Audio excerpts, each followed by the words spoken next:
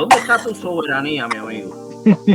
Esa soberanía que tú tanto promueves en todas tus directas.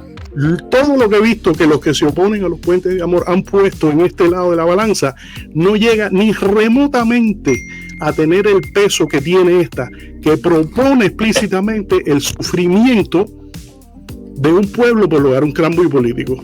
Yo no me meto el cuento. Yo no me meto el cuento que me está diciendo. Mira, las votaciones que se han realizado en Cuba, incluyendo la del 2019, lamentablemente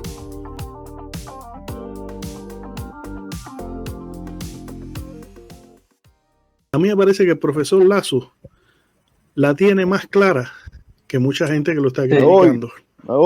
Sí, la tiene clarísima. Te voy a decir por qué la tiene clara. En mi opinión.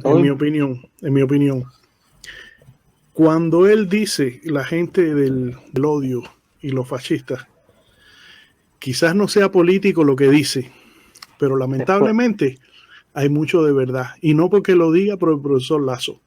Hay que ver las simpatías con Vox, el partido que hereda el fascismo en España. Hay varios youtubers cubanos que orgullosamente se declaran fanáticos de Vox. Hay que ver el trumpismo y el entusiasmo, la alegría con la que se montaron en ese tren. Entonces, los que se llaman primero fascistas son ellos mismos que se metieron con tremendo entusiasmo en el equipo de los 3%, los Proud Boys y todo eso. Entonces, el profesor Lasso no será político, pero no está diciendo ninguna mentirita. El profesor Lasso se enfrenta a una maquinaria política.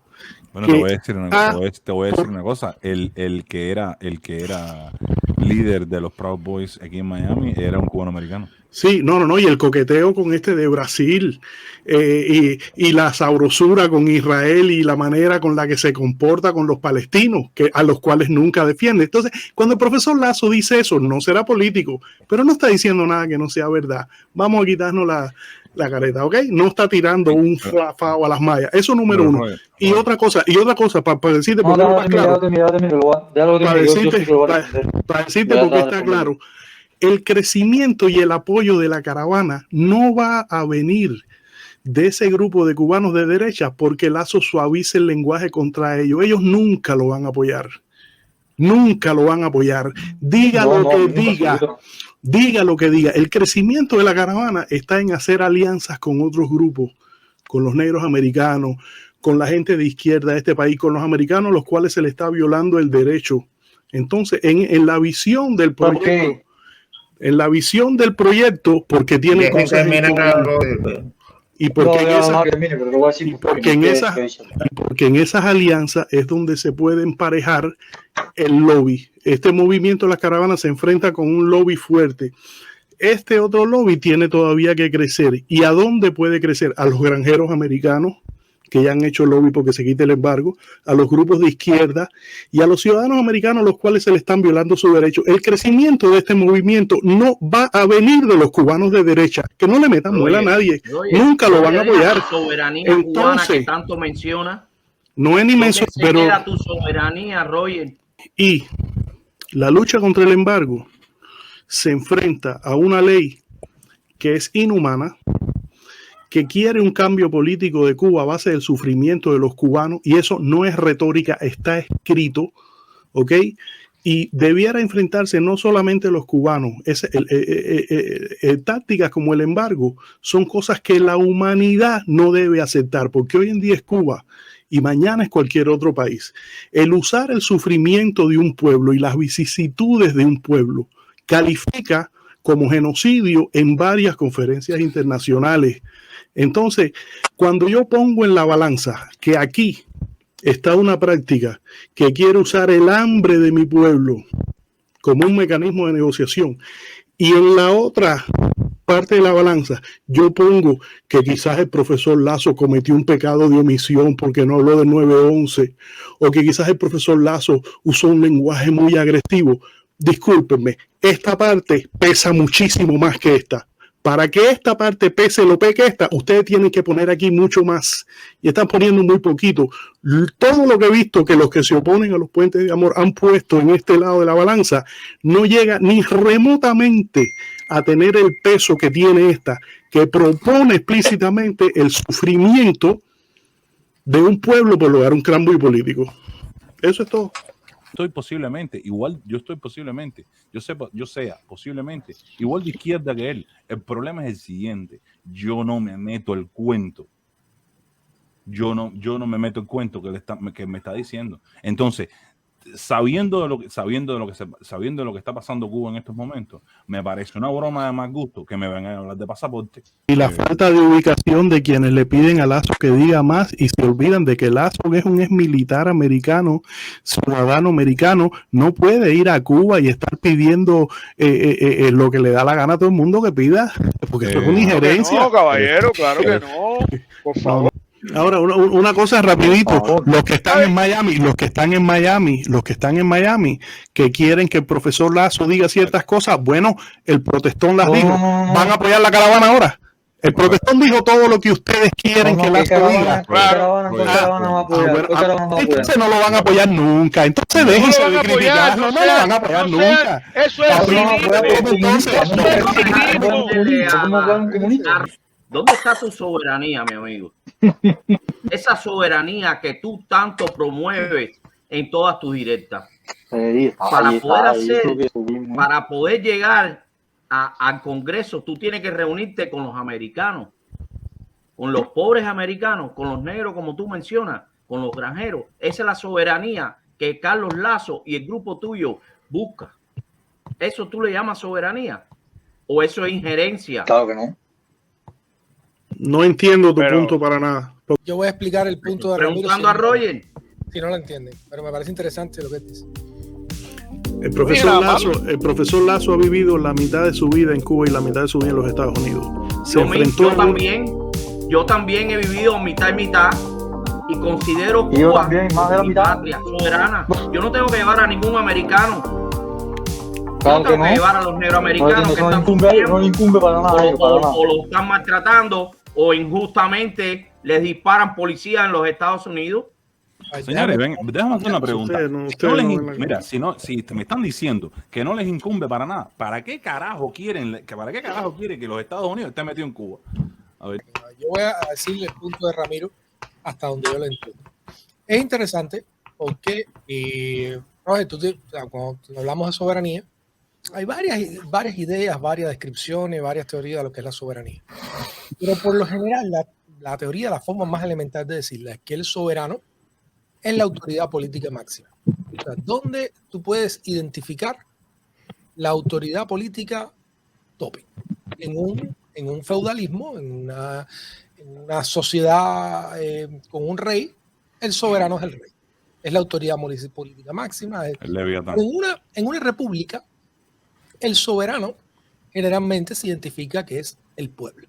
La decisión del pueblo es la que determina y se convierte en esa autoridad política superior. Por encima de ella no hay nada, ni hay nadie. Y cualquier cosa que venga es impuesta, ¿no? Entonces, estoy yendo, hay quien habla de soberanía externa, de soberanía interna. O sea, soberanía externa es cuando otros estados no deben intervenir en el tuyo. Soberanía interna es que tú puedas realmente tomar las decisiones y que no sea ficticio, ¿no? Que lo que se cuestionaba la República antes del periodo revolucionario era que el embajador de Estados Unidos o la misma enmienda Pla le permitía a los Estados Unidos pues intervenir en los asuntos cubanos de una manera directa. Todo eso es soberanía, ¿no? Pero si vamos al elemento más esencial de la soberanía, quien es la autoridad política máxima en los asuntos de Cuba son los cubanos. Por eso cuando yo me reuní con Mayorga, yo dije, ok, Cuba tiene que ser un problema entre cubanos, no puede seguirse presentando, ni actuando, ni esto funcionando como algo distinto a eso. Si los Estados Unidos quieren ayudar a los cubanos, que ayuden a los cubanos. Tiene que ser un problema entre cubanos y decidir entre cubanos. Entonces, todos los cubanos que están aquí en los Estados Unidos, los que siguen a Vox, los que siguen a Trump, los que siguen a Charles Manson si le da la gana, si son parte del pueblo cubano, vamos a ser gente que defienda a conciencia la soberanía del pueblo como soberanía popular, como esa autoridad que le corresponde por derecho de nacimiento a todos los cubanos. Entonces, decir que el Partido Socialista por la Liberación o los granjeros de Alabama o todas estas parcelas de grupos sociales que pueden solidarizarse con esta causa, con esta agenda en particular, deben tener mayor poder de decisión que los cuantos 2 millones de cubanos por nacimiento que deben ser parte de ese, que deben tener derecho a decidir sobre los asuntos de la nación cubana. ¿Tú no crees que dejarlos de lado para buscar alianzas con otros grupos estadounidenses no es también una violación directa a ese principio ético de respetar la soberanía del pueblo cubano por encima de todo? Yo creo que más allá de la elocuencia que cualquiera puede tener, nos es muy difícil a todos desprendernos de nuestros bias, porque cuando se habla de soberanía y me dicen de que el pueblo es el soberano, entonces no podemos dejar de lado, mientras no se pruebe lo contrario, que ese pueblo ha tenido varias oportunidades en varias votaciones de decirle no al sistema político y siempre mayoritariamente lo ha afirmado, mientras no se demuestre que han sido las votaciones falsas. Entonces, nos es muy difícil desprendernos nuestros vallas. Tú construyes todo este argumento y dejas esta cosa que es importante afuera, porque el soberano ha tenido varias oportunidades de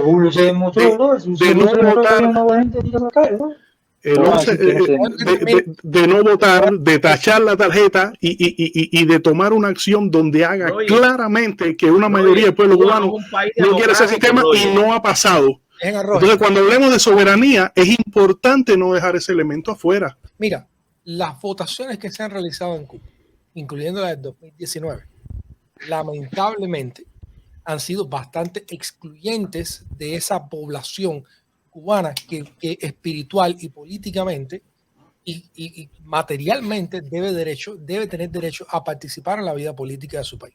Han sido excluyentes porque principalmente han votado personas que están únicamente dentro de la isla de Cuba, cuando realmente las teorías más modernas, que yo creo que además son las justas, es esta concepción realmente transnacional, donde las personas forman parte de esa comunidad cultural nacional y no tienen que estar necesariamente afincados en el territorio que representa ese Estado. Yo creo que eso es bastante justo decir, de que el mundo entero, como mismo el feminismo avanzado, los derechos de las mujeres, como mismo los derechos... No, yo podría estar de acuerdo contigo en que esas votaciones no han sido perfectas y yo las haría diferentes. Es más, pienso que han sido, sobre todo la última, sobre una pregunta que condiciona.